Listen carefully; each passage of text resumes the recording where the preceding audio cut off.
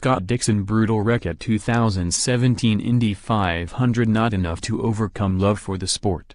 Indianapolis, Scott Dixon can't help but remember the violent crash he was involved in during the 2017 Indianapolis 500. The replays are rebroadcast all the time, and photos of his airborne car are everywhere. And really, how could he forget it? Dixon's car was simply in the wrong place at the wrong time during the race at Indianapolis Motor Speedway when it was in a wreck and shredded to pieces. It's truly a miracle he walked away. Extremely lucky in that scenario, and hopefully if I'm ever in something like that again that I'm lucky, too.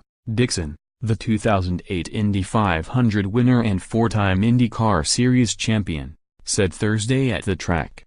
"It's the unfortunate part of our business, but the passion and love I have for the sport far outweighs any of those scenarios."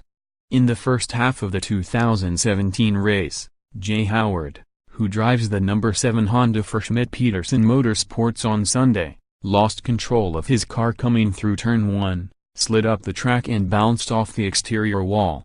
His car shot back toward the inside of the track into traffic, missing Tony Kanaan by inches before sliding into Dixon's Honda. The tremendous impact sent Dixon's number 9 Chip Ganassi racing car flying through the air and into the catch fence on the inside of the track. On its way down, it slammed into the solid barrier, tore open part of the catch fence and continued rapidly spinning in midair as it fell apart. With the entire backside of the car ripped off, what was left of it eventually stopped moving, but only after returning to the track for a barrel roll and a couple of more spins.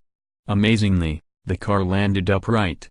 At that point, everything just slows down so much that it actually felt like it took a couple minutes to get through that whole crash, Dixon explained. "I remember seeing Jay, realizing I couldn't really turn away from it, hitting him, being airborne, looking down and thinking, wow, I'm really high. When I finally landed," he continued, "I was sitting up looking at the crowd and I saw the whole back of a car missing and I was like, wow, I hope that person's okay. When I got out, I actually realized it was my car. The car was destroyed, with little intact aside from the safety cell his seat rested in, which likely saved his life.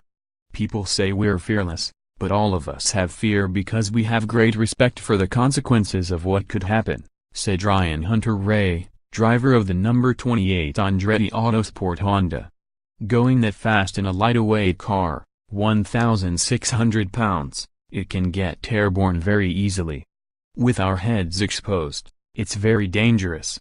Scott was a few feet away from probably contacting the wall with his head.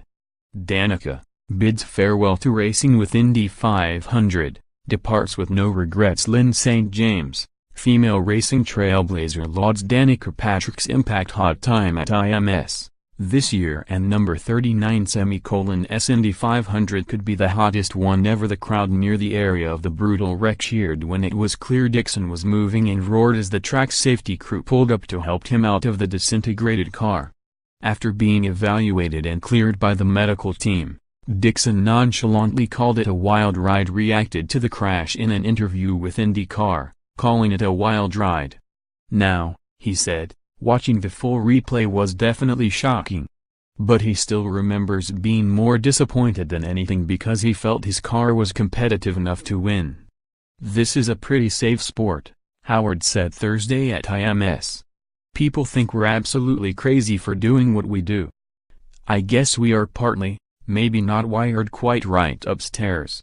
But let's put it this way, horse riding is more dangerous than this. So we have to sometimes take a step back and put things in perspective. We can't help it. We have passion for this place, regardless of the risks. This is what we love doing."